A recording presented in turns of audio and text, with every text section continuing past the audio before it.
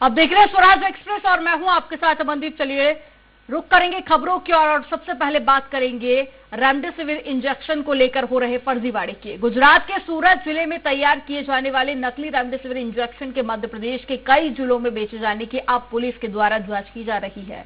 इसमें कुछ आरोपियों के खिलाफ आपराधिक मामले भी दर्ज किए गए हैं, जिनमें जबलपुर के सिटी हॉस्पिटल के संचालक सरबजीत सिंह मोखा, उनके मैनेजर देवेश चौरसिया शामिल है।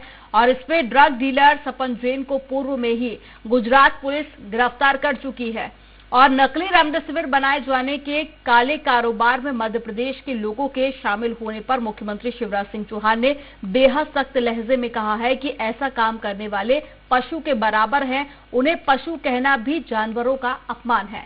ऐसे अपराधियों के खिलाफ पूरी बारीकी से जांच की जाएगी और दोषी पाए जाने पर उनके खिलाफ रासुका के तहत कार्रवाई की जाएगी और उनकी संपत्ति जब्त की जाएगी। इसके मामले में जिसने भी गड़बड़ की हो वो इंसान नहीं है, वो नर पशु है।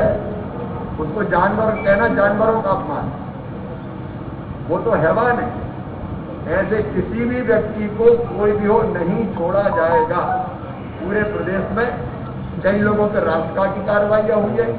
ऐसे लोगों की संपत्ति राजदार की जाएगी और इनको कठोरतम दंड दिया जाएगा।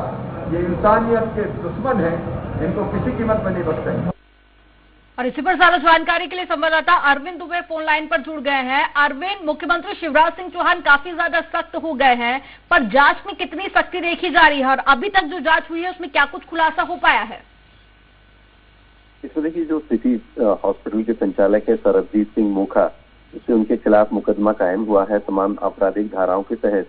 तो पुलिस लगातार उनकी सर्च कर रही थी और उनकी लोकेशन जबलपुर में ही मिल रही थी। घर पर छापा मारा गया था, अस्पताल में भी ढूंढा गया था, लेकिन उस वक्त में नहीं मिले थे। कल रात में एक बार फिर एसआईटी को सूचना मिली कि सरबजीत सिंह मोखा अपने ही अस्पताल के आईसीयू में एडमिट हैं। तो उसके बाद फिर पुलिस वहां पर पहुंची और उन्होंने पाया कि वे आईसीयू में सरबजीत सिंह मोखा एडमिट हैं और बताया गया कि वे कोरोना पॉजिटिव हैं और साथ ही उन्हें हार्ट की भी गंभीर प्रॉब्लम है। इस वजह से वे आईसीयू में एडमिट हैं। तो इस तमाम हालात को देखकर पुलिस ने आईसीयू को अपने कब्जे में ले लिया है देर रात और उसके बाद से वहां पहरा बिठा दिया है।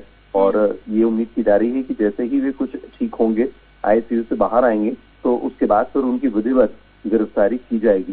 लेकिन इधर पे मुख्यमंत्री शिवराज सिंह चौहान से जब कल बातचीत हो रही थी तब उन्होंने साफ तौर पर कहा था कि इस तरह का काम करने वाले लोगों के खिलाफ जितनी भी गंभीर कार्रवाई मध्य प्रदेश शासन के द्वारा हो सकती है वो की जाएगी। न केवल गिरफ्तारी होगी बल्कि इसके अलावा उनके खिलाफ रासुका भी लगाया जाएगा और संपत्ति भी जब्त की जाएगी जो इसके पहले वे मिलावटखोरों और भू माफियाओं के खिलाफ करते आए हैं। तो इस तरह से एक साफ संकेत उन्होंने दे दिया अधिकारियों को और फ्री हैंड दे दिया है कि वे जितनी भी कड़ी कार्रवाई यहाँ पर कर सकते हैं करें और तुरंत करें, क्योंकि इस पर अभी सिर्फ सरबजीत सिंह मोखा की गिरफ्तारी भर विधिवत होना बाकी रह गई है। उसका जो मैनेजर है देवेश चौरसिया वो पहले ही गिरफ्तार हो चुका है। सपन जैन जो ड्रग डीलर है जिसके माध्यम से रेमडेसिविर इंजेक्शन मध्य प्रदेश तक पहुंचते थे गुजरात से, उसे पहले ही गुजरात की एसटीएफ अपने कब्जे में लेकर सूरत ले जा चुकी है। इस तरह से देखा जाए तो जो 3 बड़े नाम हैं वो तीनों नाम पुलिस के टारगेट पर पहले से ही थे। 2 गिरफ्तार हो चुके हैं और एक जो है वो निगरानी में आ गया है। तो अब ये की जो कार्यवाही है वो कार्यवाही विधिवत चल रही है। जबलपुर संभाग के आईजी भगवत सिंह चौहान ने भी बताया था कि जिले के जबलपुर के अलावा छिंदवाड़ा और दूसरे कुछ और जिले हैं जहां पर नकली रेमडेसिविर इंजेक्शन इस रैकेट ने भेजे थे, तो उसकी पतासाजी कर ली गई है। कुछ लोगों को राउंड अप किया है।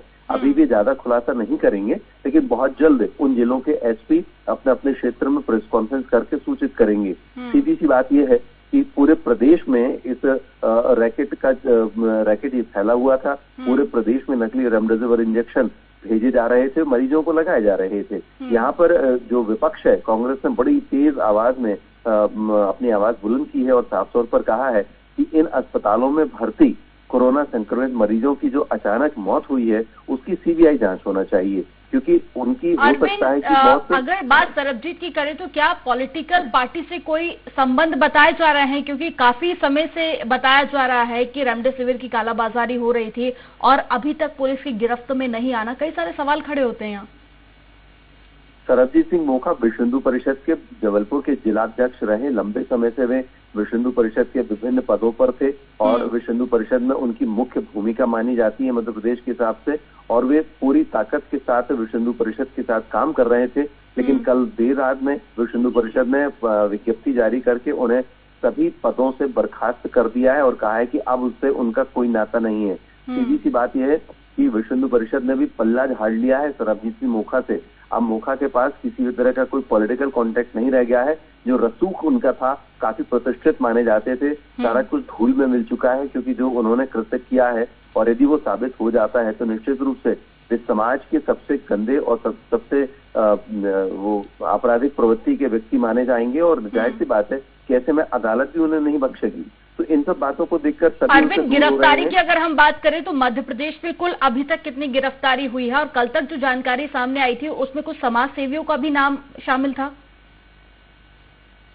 देखिए, इंदौर में 11 लोगों को गिरफ्तार किया गया था और उसके बाद जबलपुर में, जैसा मैंने आपको बताया कि इनके मैनेजर देवेश चौरसिया, उसको गिरफ्तार किया गया था।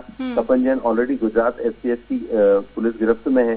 सरबजीत सिंह मोखा अब निगरानी में है। तो इस तरह से देखे जाए तो 3 जबलपुर के मामले और 11 इंदौर के, और इसके अलावा कुछ और जो जिले हैं उनमें IG ने ये कहा था कि हमने काफी लोगों को राउंड अप किया है। अभी हम बहुत जल्दी में आपको कुछ ज्यादा जानकारी नहीं देंगे, बहुत जल्द उन जिलों के SP प्रेस कॉन्फ्रेंस करके इसकी जानकारी देंगे। अभी यहाँ पर एक नोडल अधिकारी एडिशनल SP स्तर का बना दिया गया है इस पूरे मामले को देखने के लिए, जो संभाग के पूरे 5 जिलों में लगातार कोऑर्डिनेट कर रहे हैं वहाँ के SP के साथ, और इस मामले की पूरी तरीके से इन्वेस्टिगेशन चल रहा है। अरविंद, कुछ चैट्स भी सोशल मीडिया पर वायरल हो रही है, उस बारे में कोई जानकारी मिल पाई है क्या?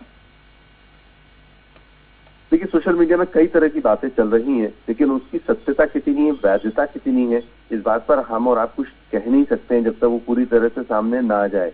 तो अभी कहना बहुत जल्दबाजी होगा। और भी कई बातें हैं, जाहिर सी बात है सरबजीत सिंह मोखा, जैसा मैं आपको बता रहा हूँ कि बहुत बड़े बिल्डर हैं जबलपुर के, बहुत बड़ा हॉस्पिटल है, सबसे उनके कॉन्टैक्ट रहे हैं, बीजेपी, कांग्रेस या किसी भी तरह के सब लोगों के साथ वे सोशल वर्क बहुत किया करते थे। तो जाहिर सी बात है सब लोगों का कॉन्टैक्ट है और ऐसे में सबसे बातचीत होना लाजमी है। वहाँ कहीं कुछ गलत नहीं, देखिए वहाँ कुछ गलत नहीं होता है।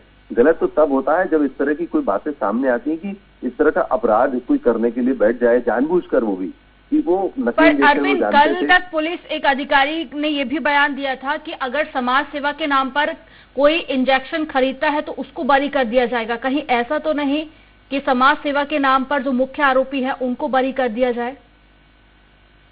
यहाँ पर किसी भी पुलिस अधिकारी का कोई वर्जन काम नहीं कर रहा है, क्योंकि सीधी सी बात है, यहाँ पर जब मामला एक बार पुलिस में दर्ज हो जाता है विभिन्न धाराओं के तहत, तो सारा मामला फिर वहां पर आकर पूरी तरह से ये कहना चाहिए कि अंतिम दौर में आ जाता है। पुलिस के हाथ में इसके बाद बहुत कुछ नहीं रहता। जब एक बार FIR दर्ज हो जाती है, इसके बाद अब सीधा मामला कोर्ट में जाएगा और ये मामला कोर्ट में ही समझा जाएगा। तो इस तरह से किसी की बयानबाजी से कोई फर्क नहीं पड़ने वाला है। मुख्यमंत्री शिवराज सिंह चौहान ने कल खुले शब्दों में, स्पष्ट शब्दों में जो 2 लाइनें कही हैं, उन्हें अभी हमने अपने दर्शकों को सुनाया है।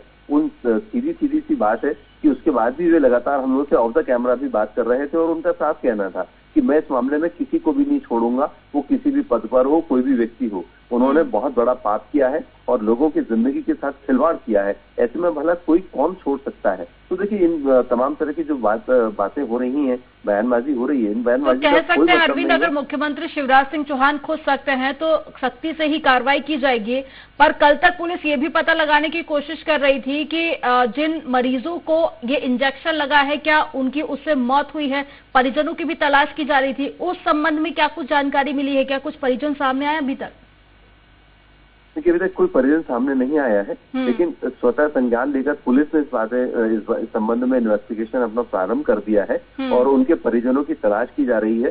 सबसे पहले वो दस्तावेज जब्त किए गए हैं, जो पेशेंट की जो फाइल होती हैं, वो फाइलें जब्त की गई हैं, जो कि उस दौरान जिनकी मौत हुई है वो फाइलें पुलिस ने अपने कब्जे में ली हैं। और इसके बाद उसका एक जो डॉक्टर के साथ इन्वेस्टिगेशन होता है, तो डॉक्टर्स की टीम इन्वेस्टिगेट कर रही है कि किस वक्त कौन सी दवा दी गई थी और उसके बाद पेशेंट की स्थिति क्या हुई, क्या तुरंत उसके बाद पेशेंट की मौत हुई है, या मौत हुई है तो कितने घंटे के बाद हुई है, रेमडेसिविर इंजेक्शन लगाने के बाद। क्योंकि यही वो तहकीकात का पॉइंट है जिसके आधार पर यह तय होगा कि रेमडेसिविर इंजेक्शन लगाने के यदि कुछ ही मिनट बाद, कुछ ही घंटों बाद यदि पेशेंट की डेथ हो रही है और कोई बड़ा कारण नहीं था, कॉज ऑफ डेथ कोई और डिफरेंट नहीं है, तो जाहिर सी बात है कि जो इंजेक्शन लगाया गया वो इंजेक्शन ठीक नहीं था। तो ये पॉइंट्स को लेकर पुलिस तहकीकात अपने ढंग से कर रही है और उसका अपना फोरेंसिक तरीका है और उसके लिए वो डॉक्टर्स की मदद ले रही है। तो यहाँ से ये तो तमाम बातें निकल कर आएंगी और जब कोर्ट में जाएंगी दस्तावेजी सबूत के साथ, तो ये पुख्ता आधार बनेंगे सरबजीत सिंह मोखा जैसे लोगों को सजा देने के लिए। तमाम जानकारी साझा करने के लिए बहुत शुक्रिया अरविंद आपका।